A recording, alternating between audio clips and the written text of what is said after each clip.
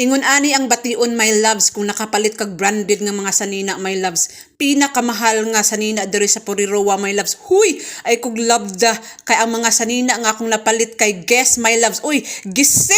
Ikaw kuno makapalit og branded nga sanina my loves, dili ka maglukso-lukso sa kalipay. Ang pinaka first item nato my loves mao ni literal nga guess my loves. Hoddag panapton my loves, literal nga gisi my loves. No, wako kabaw kung unsa ni sanina ba ni or window ba ni. Maglapos-lapos jud ang hangin ani my loves. Sanina pa lang my loves nang tan-aw ko gikabuhi na ko daan. Komplikado kay relasyon my loves nga napay sanina nga komplikado suoton.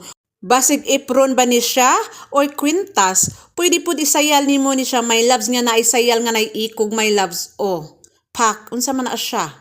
Tabangi ko pagsabot ani my loves kay ang akong utok my loves naglibog.